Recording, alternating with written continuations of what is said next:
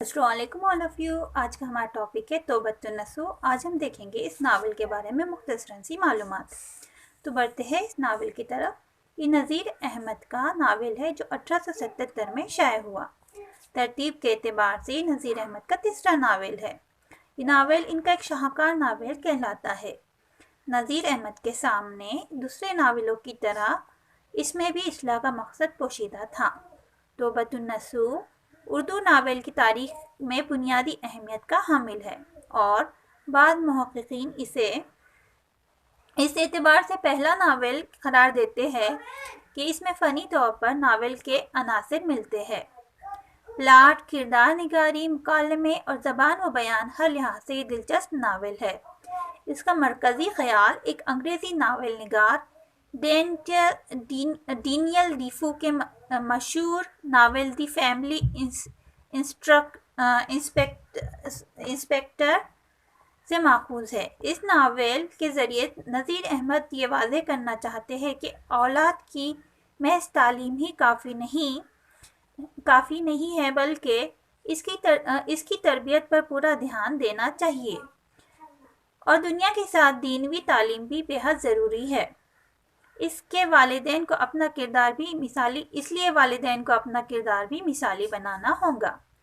تبھی اولاد پر تربیت کا اچھا اثر ہوگا. اس کا پلاٹ کچھ اس طرح کا ہے کہ نسو کا بیٹا کلیم ہے جس کی نسو نے اچھی تربیت نہیں کی تھی. اس کا ایک دوست ظاہردار بیگ ہے. کلیم کا ایک دوست ہے جس کا نام ہے ظاہردار بیگ. وہ اپنا اسم بامسمہ ہے. وہ جو ظاہردار بیگ ہے وہ کیا ہے؟ اسم بامسمہ ہے. دہلی میں ہیضے کی بیماری پھیلتی ہے اور نسو اس بیماری میں گرفتار ہو جاتا ہے اور موت اس کو قریب دکھائی دیتی ہے. اسی دوران وہ ایک خواب دیکھتا ہے کہ حشر کا میدان برپا ہے اور اس میں سب کا کیا ہے؟ حساب کتاب چل رہا ہے. لیکن نسو کا اعمال نامہ بالکل خالی ہے اور اس کی نسو کی جو ہے آنکھ کھل جاتی ہے.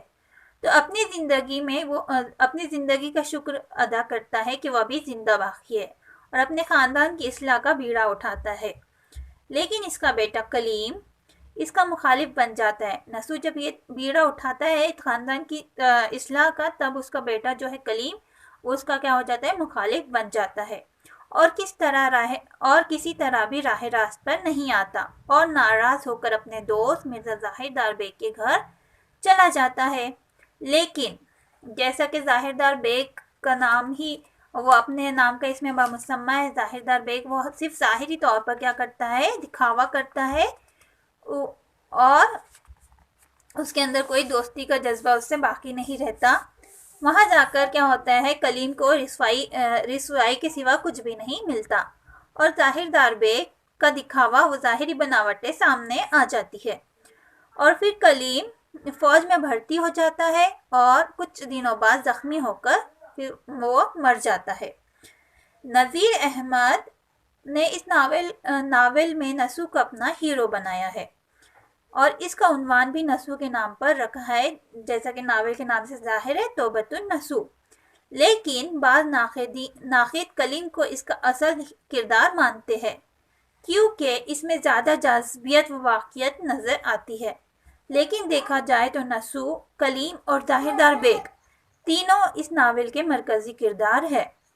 ساتھ ہی پورے خاندان کے کرداروں کو اس میں جگہ دی گئی ہے اور اپنے مرکزی کرداروں میں کامیابی کے لیے غیبی طاقت یا طلسم کا سہارا نہیں لیتے بلکہ وہ اصل حالت سے بہت ہی قریب ہوتے ہیں.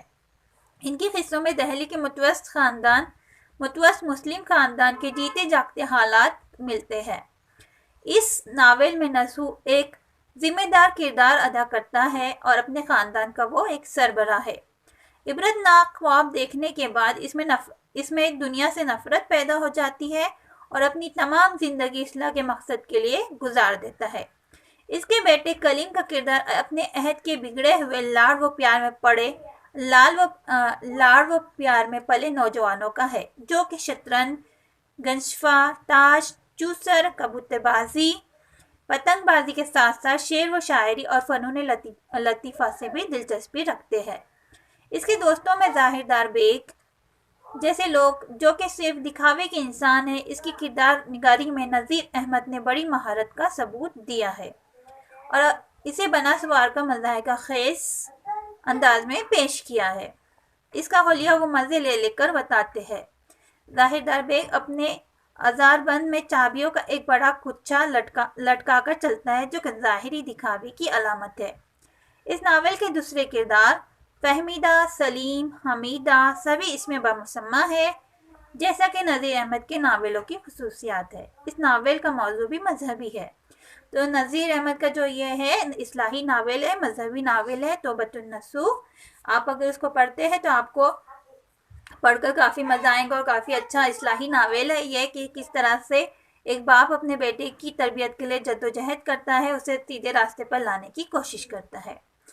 تو امید ہے کہ آپ کو یہ آج کا ویڈیو پسند آیا ہوگا۔ ویڈیو پسند آیا ہے تو پلیز لائک کیجئے، شیئر کیجئے اینڈ سبسکرائب کیجئے۔